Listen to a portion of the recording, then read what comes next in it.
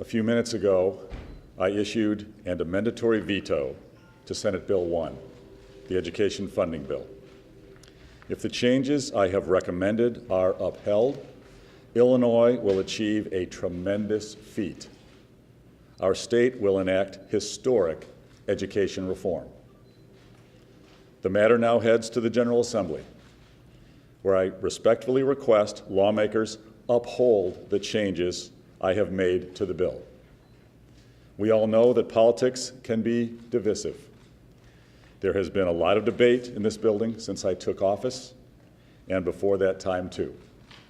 But education is a unifying issue. Whether you're a Democrat, Republican, or something else, we all know the power of a great education. It doesn't matter where you come from or who your family is. With a great education, you can go anywhere in life. Be whoever you want to be. Grow up, get a good job, and provide for your family. Despite our differences, I think that everyone who steps into this building wants the best for our children. More than a year ago, I established the Illinois School Funding Reform Commission. This group came together on a bipartisan basis to study the way we fund our public schools and chart a path to a fairer and more equitable system. Senate Bill 1, as it is currently been written, does not achieve both fairness and equity for all Illinois students. And it did not meet the expectations of the School Funding Reform Commission. So that is why I have issued this mandatory veto. You will see that with my changes, Illinois can achieve historic education funding reform that is fair and equitable to all Illinois children. With my changes, our state ensures that enough resources flow to children in the poorest and most disadvantaged school districts across the entire state. Now let's talk about the calendar. I am beyond disappointed that this bill did not reach my desk until July 31st. Let me be clear, that is entirely unacceptable. It's unconscionable. That is not good faith. That is not serving the children and the families of Illinois. As I have said, education reform is a unifying issue. It crosses party lines. But some people in this building chose to politicize the issue and play partisan football with our kids' future. Democrats knew back in the spring that this bill did not pass the litmus test for fairness and equity for all children. But they walked away from the negotiating table and passed it anyway. And then Democrats in the Illinois Senate spent 2 months using a procedural quirk to sit on the bill, to stall the bill, stall any real negotiations. Negotiations could have kept up this spring. We could have been negotiating all summer long if there was a sincere desire on the other side of the aisle to have those negotiations. Instead, school leaders and families began to get nervous about schools opening on time or being able to stay open. Just last week, there was an article in the Chicago Tribune that said West Aurora School District 129 had to take out short-term debt to tide the district over until state money comes in. And that school district can only stay open until Halloween without state funding. In Bethalto, Unit 8, in the St. Louis area, the school district superintendent said in news reports that the district would not be able to stay open for more than a month without general state aid. It's disgraceful. Last week, I asked some Republicans to go negotiate with Democrats on this issue, even though they refused to send the bill. If Democrats do not want to send me Senate Bill 1, fine. Send something else. But let's put all our cards on the table. Negotiators met for hours this weekend Negotiations continued even this morning. Unfortunately, lots of talk about coming together, but no real action. Our kids deserve better. We have to do better. So this is the bill that was sent to me. And I've taken swift action as I promised. I believe these changes put Illinois on a better path for all our children. My suggestions ensure that our education funding system is fair and equitable to all students in Illinois. I encourage the General Assembly to move quickly for our kids. Thank you. I'll take questions. Governor, I just want to clarify, did your amendatory veto remove both the $250 million CPS block grant and the $215 million pension payment for CPS teachers? Were both removed by your veto? The pension payment still would exist, but it would happen in a separate appropriation, a separate line. So it's not actually part of your veto, because you can't put something So from one bill in. we have passed out to you and everyone every detail of my amendatory veto. So you can check every fact, and if you have any questions, you can be in contact with our team. Governor, will you summarize what it is that you're changing and why you're changing those aspects? The short summary is we need to treat all our low-income children equitably and fairly.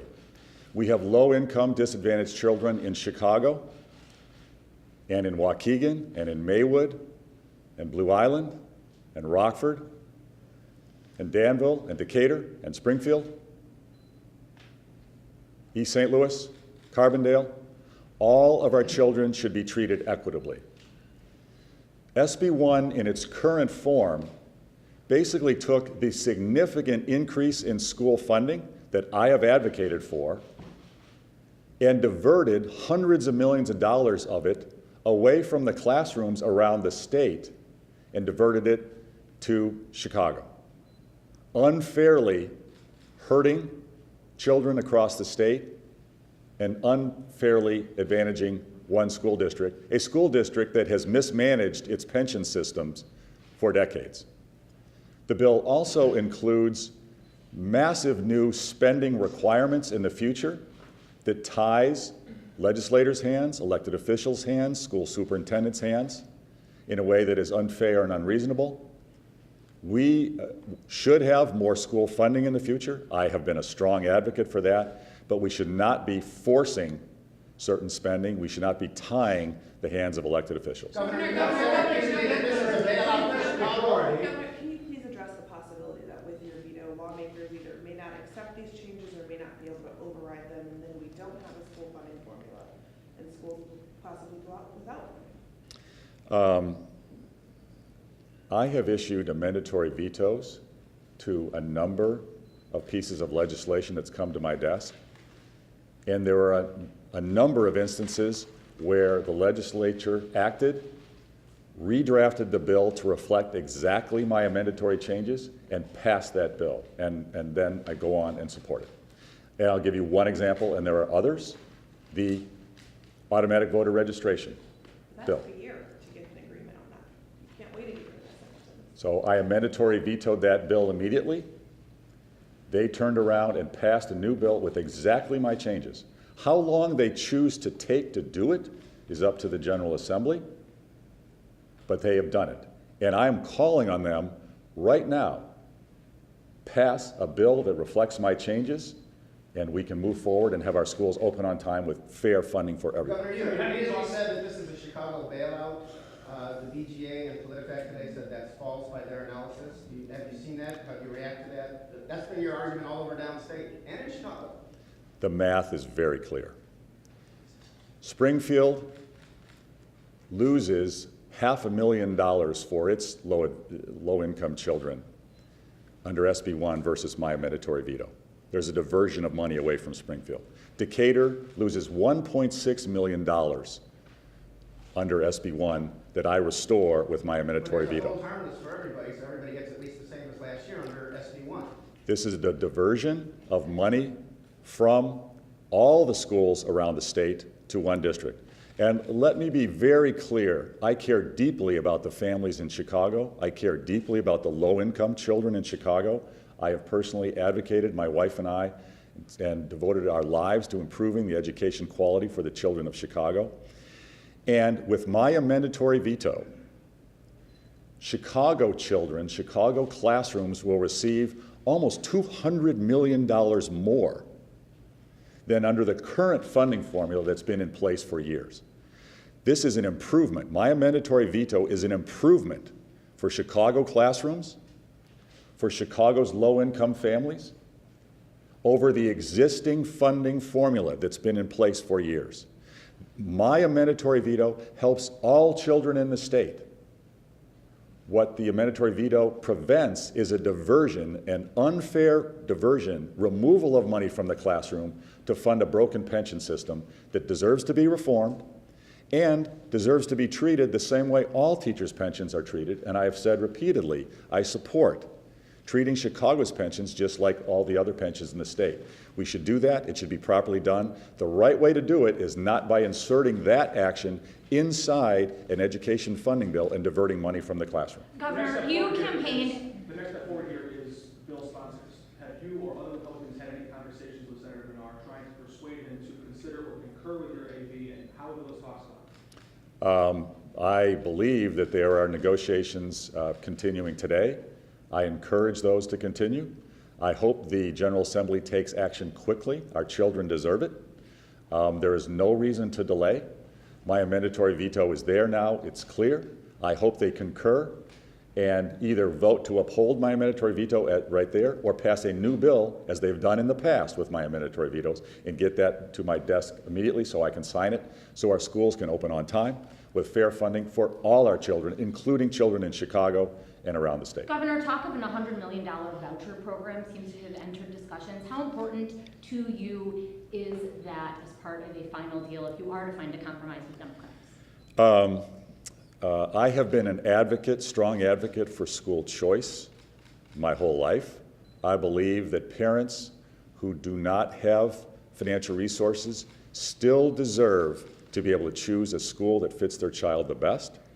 I applaud the General Assembly for including equitable funding for charter schools in SB 1. I have left that language in place. That is good language. I applaud them for that. I have been an advocate for tuition tax credit program for years. In fact, I included language to that effect in my budget proposal. I am excited and hopeful that as part of a compromise, if one is worked out, that would include tuition tax credits. I am a strong supporter of that. Is that contingent? Is passage of that contingent on a deal? Do you require that? Given the time frame here, schools are expecting to get general state aid in a couple of weeks. Do you intend to call another special session to deal with this issue? What I'm calling on now, now the issue is in the General Assembly's hands. They finally did, after 2 months, what they should have done 2 months ago. I acted swiftly, as I promised. Now my amendatory veto is there. It's crystal clear. The benefit to all children, including the children in Chicago, is crystal clear.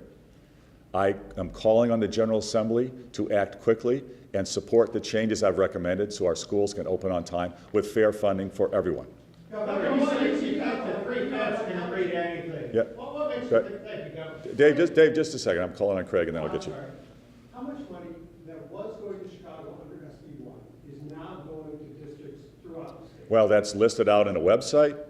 Our team can get you all the detail. We can total it up. But I've been traveling around the state, and I will continue to do this, summarizing the impact. Cicero, significantly more money under my amendatory veto. Aurora, significantly more money. Rockford, $4.5 million. Waukegan, $4.3 million more. This is a very important issue. There's an attitude that Chicago is the only community that has low-income children. This is false. Chicago is the only community that has English language learners. That's false. that Chicago is the only city with minority students who are disadvantaged students. That's false. We have those children all around the state, and they all deserve to be treated fairly. Frankly, disadvantaged students, English language learners, and minority students have been growing significantly in the suburbs in Chicago. They've actually been declining in the city of Chicago. And the funding needs to reflect where we can help our disadvantaged children the most. Every child deserves to be treated fairly and to be given the best chance possible, a fair and equal chance at a great education. That's the American way. That's the American dream. And that's what we're fighting to achieve. Yes, Dave? Thanks, Doug. What makes you think that 3/5 of the House and 3/5 of the Senate will agree on any particular thing here? Well, upholding this, Dave, great question. Upholding my mandatory veto and passing it in concurrence requires a simple majority. Upholding my mandatory veto, supporting the changes I've recommended, I'm trying to say otherwise because of immediate effect, because it needs to take effect immediately. So, okay, so upholding it can be simple majority, and frankly, they could pass a new bill with exactly the changes to this afternoon, and I could sign it. They have a Supreme Court opinion that disagrees with your take on simple majority. Okay. Wouldn't that be something, though, that your staff would have found out before you did this? Are you concerned at all that there's a big difference between simple majority and 3/5, and this could all blow up? What we need is fair and equitable funding. This bill should have been sent to my desk June 1st. I acted exactly quickly, exactly as I laid out, exactly as my constitutional authority sets. And we're acting to protect all of our children all across the state, including the city of Chicago, and treating them equitably. Governor, can you explain? The other people in this building are choosing to politicize the issue. Yet you just mentioned how you traveled the state, talked about dollars and cents, how much more your plan would offer, and then you would name House Democrats, talking to the press, putting pressure on them. Isn't that politicizing this issue? Aren't we doing the same thing? Waiting, and not acting and not negotiating in good faith, that's unconscionable. That's using our children's futures as pawns. They should have done the right thing, passed the bill so we could act. And then putting out false spin, Bernie outlined, this isn't a bailout, this is wonderful for everybody. No, that's false. The numbers that I've put out and the numbers I'm traveling the state, and I will every day, is the truth. The economic impact, the economic benefit for every child in the state is laid out clearly in our website. We need the truth to be told to the people of Illinois, not political spin. Thanks very much, everybody. I appreciate it. Continue negotiating, Governor, or would you rather they accept your changes? Despite our differences, I think that everyone who steps into this building wants the best for our children. More than a year ago, I established the Illinois School Funding Reform Commission. This group came together on a bipartisan basis to study the way we fund our public schools and chart a path. A few minutes ago, I issued a mandatory veto to Senate Bill 1, the education funding bill. If the changes I have recommended are upheld, Illinois will achieve a tremendous feat. Our state will enact historic education reform. The matter now heads to whether you're a Democrat, Republican, or something else, we all know the power of a great education. It doesn't matter where you come from or who your family is. With a great education, you can go anywhere in life. Be whoever you want to be. Grow up, get a good job, and provide for your family. To a fairer and more equitable system. Senate Bill 1, as it is currently been written, does not achieve both fairness and equity for all Illinois students. And it did not meet the expectations of the School Funding Reform Commission. So that is why I have issued this General Assembly, where I respectfully request lawmakers uphold the changes I have made to the bill. We all know that politics can be divisive. There has been a lot of debate in this building since I took office, and before that time too. But education is a unifying issue.